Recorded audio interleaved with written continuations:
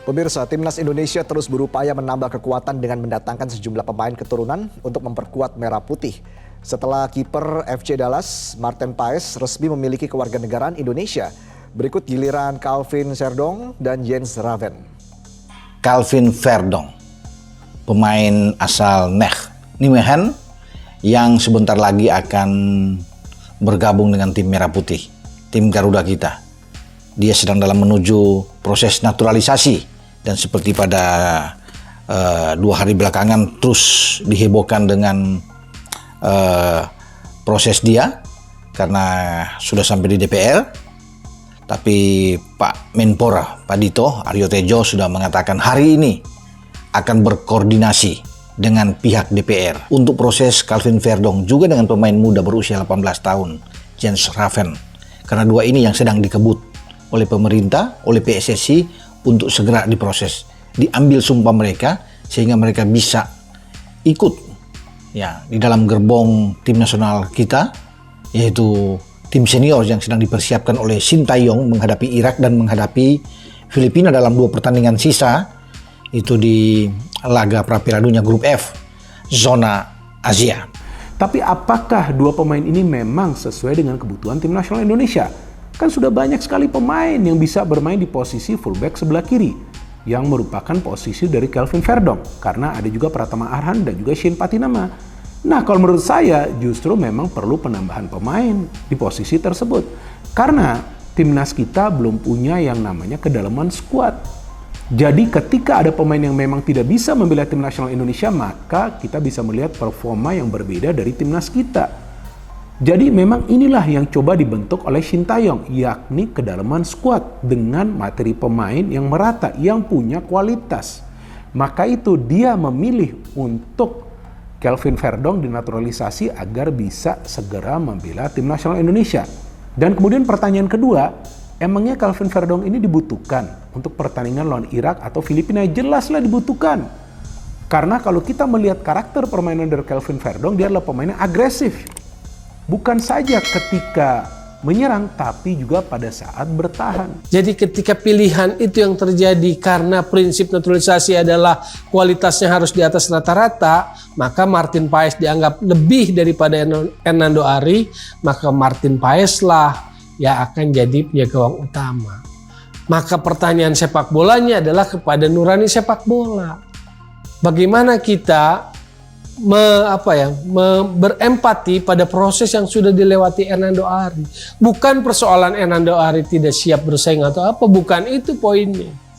Dan kalau dengan kemampuan bersaing lalu dia juga sangat pantas, saya ulangi, Hernando Ari sangat pantas jadi nomor 1, lalu kemudian Martin Paes jadi cadangan, kan logikanya maka akan muncul pertanyaan, masa untuk cadangan aja butuh naturalisasi gitu kan? Masa untuk cadangan penjaga gawang aja butuh naturalisasi? Kan itu loh logika-logika sepak bola yang patut kita pikirkan. Kenapa saya mau ngomong begitu? Karena saya ingin kewarasan sepak bola tetap ada di atas. Kewarasan sepak bola tetap ada di depan. Rasionalitas sepak bola tetap kita kedepankan. Bukan kultus individu, bukan pembelahan, bukan hore-hore sekedar hore-hore. Itu yang saya mau dorong dalam atmosfer sepak bola saat ini. Jadi saya melihat ya kalau kita mau sukses ya tim sepak bola ya harus memang punya kualitas 11 pemain yang sama plus kalau kita mau standar Asia level 8 besar 6 besar tim cadangannya pun 11 yang sama. Jadi nggak bisa. Karena kenapa? Di dalam sepak bola terlalu besar. Nggak bisa karena ada cedera, ada kumulatif kartu kuning. Kan Rido nggak main karena kartu merah. Artinya terus kita mau ngeraung-ngeraung, mau gali-gali tanah, ya kita udah kirim surat ke AFC mempertanyakan, ya kan? Ya dijawabnya ya that's the regulations. Itu aturannya. Jadi Rido pun nggak main gitu. Jadi ya memang ya kita harus punya yang selalu saya bilang 2x11 untuk tim inti. Sebelum lebih lanjut, jangan lupa klik tombol jempolnya, karena jempol kalian adalah bukti kalian cinta timnas Indonesia.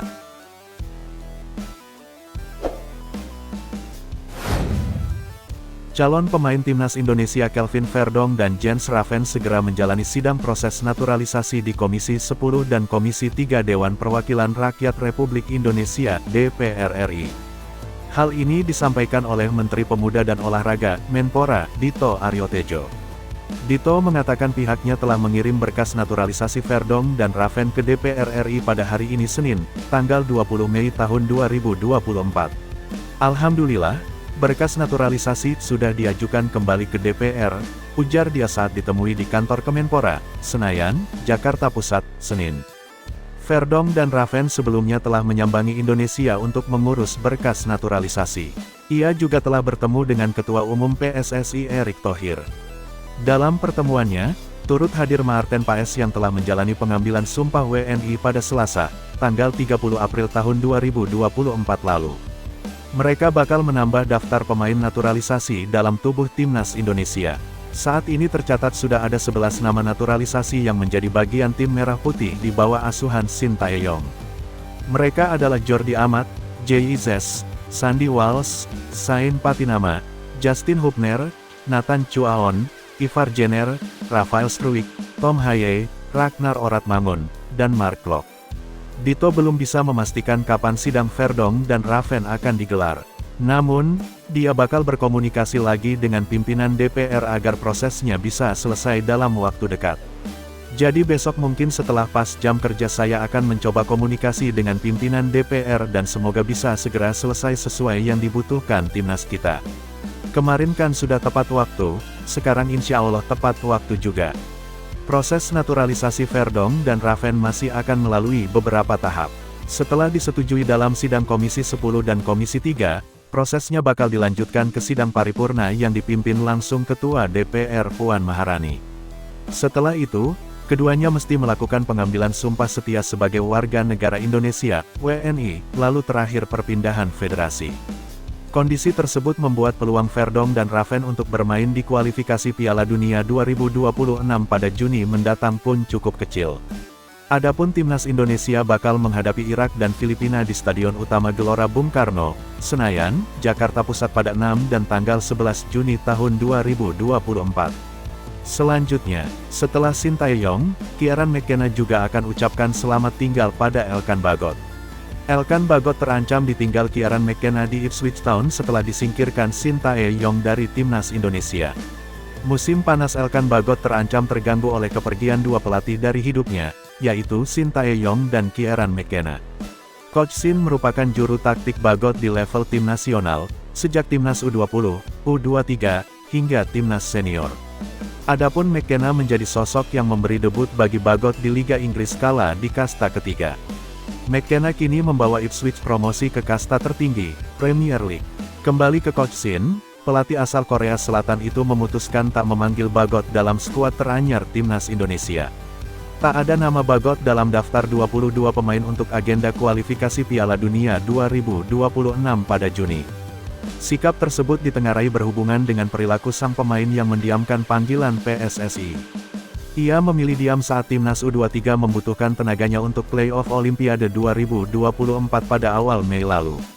Kini, belum diketahui apakah Coach Sin akan membuka pintu kembali pada Bagot pada masa mendatang. Sementara itu di level klub, McKenna kemungkinan besar meninggalkan Bagot untuk alasan berbeda.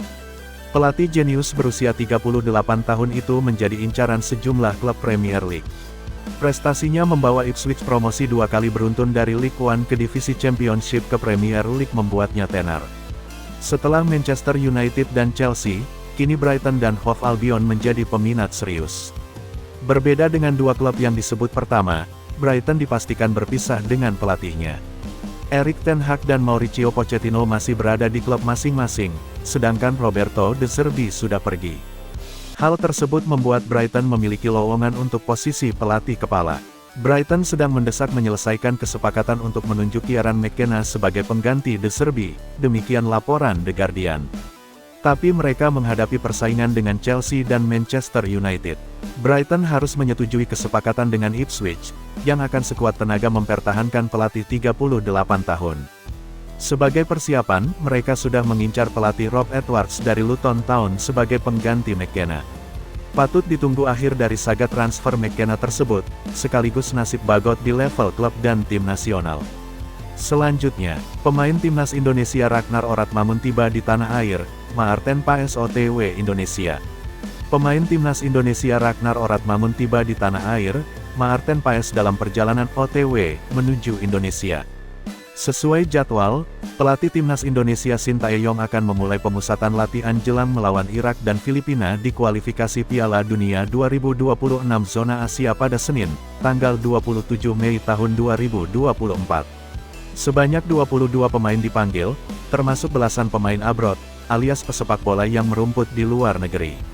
Sain Patinama menjadi pemain abroad pertama yang tiba di Indonesia. Pemain khas Open itu sudah tiba di Bali sejak tanggal 14 Mei tahun 2024. Sain Patinama memilih berlibur terlebih dulu bersama sang kekasih sebelum membela timnas Indonesia. Nama kedua yang tiba di tanah air adalah Ragnar Oratmangun. Dilihat dari stories Instagramnya yang eksklusif, Ragnar Oratmangun sudah berjalan-jalan di tanah air. Lantas, siapakah pemain abroad ketiga yang tiba di Indonesia? Apakah kiper FC Dallas Maarten Paes? Nama Maarten Paes memang belum dipanggil Sintayong untuk laga melawan Irak tanggal 6 Juni tahun 2024 dan Filipina tanggal 11 Juni tahun 2024. Namun, Sintayong kabarnya akan memanggil dua pemain tambahan. Bukan tak mungkin, dua pemain itu jatuh kepada Maarten Paes dan Kelvin Verdong. Di stories Instagramnya, Maarten Paes membagikan foto berada di dalam pesawat. Apakah kiper 25 tahun itu akan terbang ke Indonesia? Peluang itu ada, namun kansnya kecil. Kemungkinan besar, Maarten Paes dalam perjalanan ke St. Petersburg, Florida, Amerika Serikat. Sebab, pada Kamis tanggal 23 Mei tahun 2024 pukul 7.30 waktu Indonesia Barat, FC Dallas dijadwalkan tandang ke markas Tampa Bay Rowdies di lanjutan US Open UP 2024. Selanjutnya, timnas Indonesia akan bersaing di grup B Piala AFF 2024 yang kini bernama ASEAN Cup Championship. Sekilas ini bukan grup yang terlalu sulit untuk dilalui. Dalam kejuaraan yang akan berlangsung pada tanggal 23 November hingga tanggal 21 Desember ini Indonesia bersaing dengan Vietnam, Filipina, Myanmar, dan Laos. Lagi-lagi Indonesia jumpa Vietnam. Vietnam dan Indonesia selalu bersaing dalam satu grup sejak kualifikasi Piala Dunia 2022, dilanjutkan Piala AFF 2020, Piala Asia 2023, dan kualifikasi Piala Dunia 2026. Bedanya, dulu banyak yang risau jika tim Merah Putih bersaing dengan Vietnam karena dominan kalah, tetapi kini sebaliknya. Indonesia tak khawatir satu grup dengan The Golden Dragons. Buktinya media-media Vietnam mengulas persaingan grup B yang diisi Vietnam dan Indonesia dengan sebutan tidak mudah. Bahkan ada beberapa media yang menulis ini grup maut. Padahal, persaingan di grup A lebih ketat. Setidaknya 3 tim juara Piala AFF, yakni Thailand, Malaysia, dan Singapura harus saling menyingkirkan. Bisa dibilang grup neraka itu grup A bukan B. Pada saat yang sama media-media Indonesia menyebut grup A bukan jalan terjal.